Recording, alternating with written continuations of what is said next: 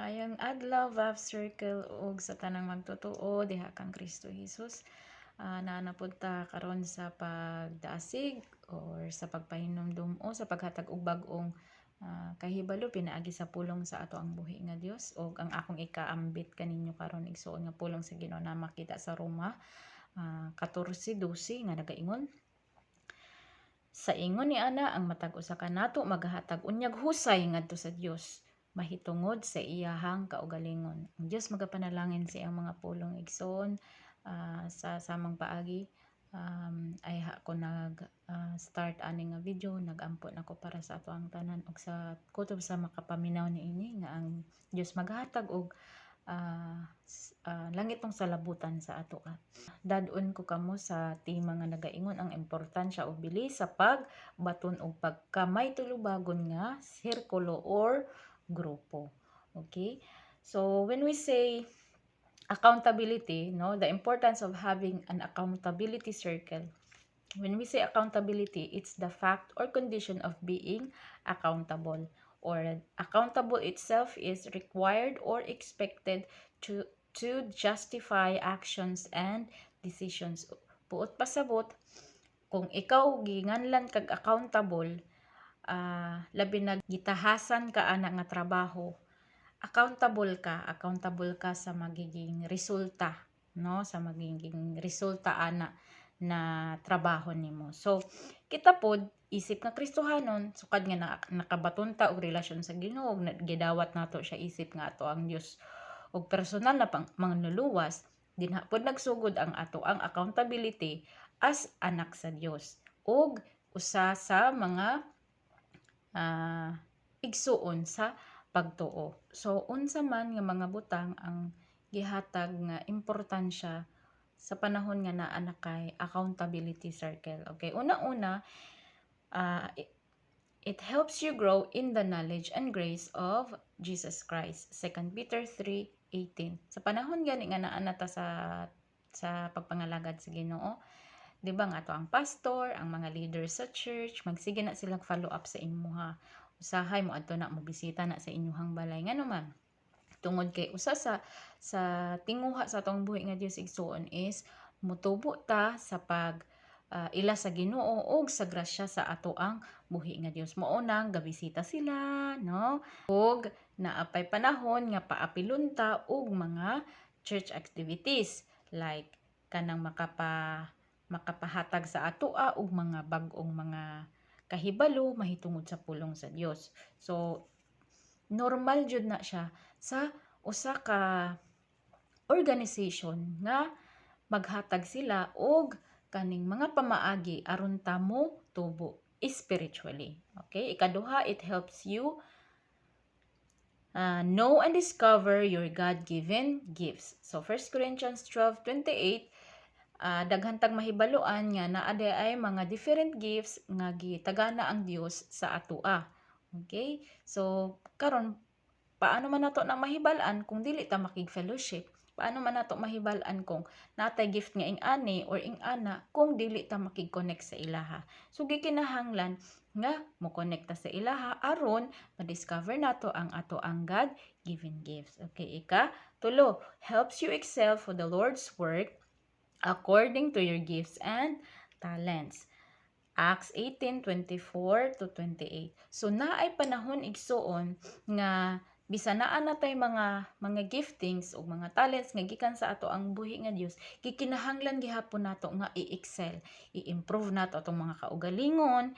Example ana sa story ni Aquila ug ni Priscilla, nga naay isa ka great preacher or teacher ba na si Apollo nga naa siya talent sa pag-preach, sa pagsangyaw, pero napajud siya wala nahibaluan mahitungod kang Hesukristo. So kaning mag-asawa nga si Aquila ug si Priscilla mo gigamit sa atong buhi nga Dios nga tudluan pagyud sa sakto nga gospel.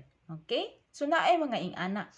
Tabangan ta nga i-excel ang ato ang mga gifts and talents nga gikan sa atong buhi nga Dios. Ikaupat, it helps you desire to be with them in God's kingdom. Okay? 2 Corinthians 5 10. Ang sige ingon din ha, for we must all appear before the judgment seat of Christ, so that everyone may receive according to things he has done in the body, whether good or bad. Okay, so maubito nang gina-encourage ta sa atong mga leaders, sa ato ang mga deacons, sa ato ang mga pastors nga mo get involved sa buluhaton sa Ginoo kay nganuman. Dili lang kay mo appear ta sa judgment seat sa ato ang buhi nga Dios sa umaabot na panahon, kundili naapod tay gina-anticipate nga mga reward pohon sa ato mga ginahimo para sa iyahang kahimayaan.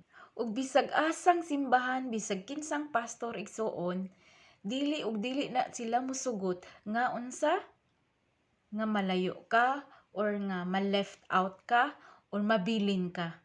Mao nang maningkamot jud sila reach out sa imuha, maningkamot sila og connect sa imuha para lang dili lang ka mabilin kay luoy jud kay ta mangigsoon kung mabilin ta or intawon di ta makasakas langit. Luoy gyud kaayo ta mo na kapaningkamot ang atong mga leaders, ang ato ang mga pastors, ang ato ang mga elders no sa simbahan nga magkaroon ta og desire nga makauban ang matag usa didto sa gingharian sa ato ang buhi nga Dios. And ang good thing lang jud nga atong i-anticipate in the future nga naatay reward sa tanang mga gibuhat nato para sa Ginoo. Okay? So lastly, it helps you to be committed in prayers, in distance, in defeats and victories of your life. Tan-awa gud ang mga leaders nato, mga pastors. Sa panahon nga naa ka sa kagul-anan og sa kanang kalipay, naagid na sila permi, mangumusta jud na sila permi nganuman. Una sila nga committed sa atong mga kalag. Una silang committed nga Lord, atimanon ako ni kay imo nang gihatag sa ako ang kalag. So committed ko nga atimanon ni nga kalag tungod kay mao nang imuhang gihatag sa ako nga atimanon ako. Okay, so ayaw katingala igsuon nga magsigig pangumusta si pastor sa imuha, magsigig pangumusta si ate sa imuha, si kuya sa imuha.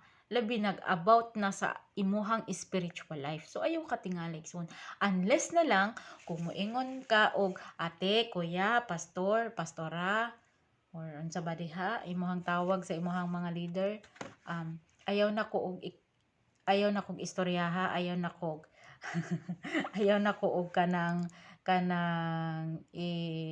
i-reach out. Okay na ko, matured na ko, something ingana. So kung ingana ka, hala, di na jud na mamugos ang ato ang mga leaders igsuon ni gala. Di na jud na sila mamugos. Hands up na po na sila. Dili na po na sila mamugos. So ingon na ana pod ang mga leaders nga naa po joy maturity nga gikan sa atong buhi nga Dios. Di na pod na sila di na pod na sila magdisturbo sa ato once nga mo say no ta sa ila, okay, di na pod na sila mamugos. Okay, di na sila mo force sa ilang mga kagalingon nga ikuan ka, i-contact ka or i-reach out ka. Kaya ikaw naman nag-decide. Okay? So, make sure lang once na moingon na taog kaning kaya na nimo, mag-pray po jud na sila nga you will still grow in the knowledge of God despite nga dili na ka makakonect sa ilaha. So, ako ma-appreciate jud nako ang usa ka Kristohanon kung mo reach out siya sa iyahang leader, sa iyahang giilang nga leader, mo reach out ka sa imuhang giilang nga pastor, makasaludo kay ko ana sa imuha tungod kay ing ana jud biblically, no? Ga disciple gani si Jesus, ga uban-uban gani si Jesus, ga pangasaba, no? Ga kapang dukol dili dukol literally ha. Kana bang ginakorek niya iyahang mga followers nga naman gusto sa Ginoo igsuon nga kita tanan makasunod ta sa mga yapak, no, mga steps, no, ni Jesus, padulong sa pagka matarong. And yes, I encourage everyone, mga Kristohanon nga wala pa kay accountability circle, hala, pray that God will give you that, and pray that you will also grow within that circle. So kung wala kay circle sa simbahan, siguro naamoy cell group pero dili ka ka-attend, hala, make a way nga, pastor, can you give me some, some leader nga magkuan sa ako, mag-follow up sa ako.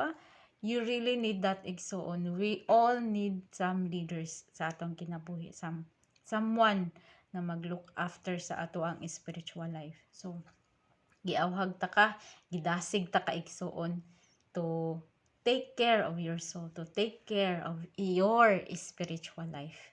Ang Diyos magapanalangin sa iyang mga pulong igsoon. Dalaygon ang Diyos.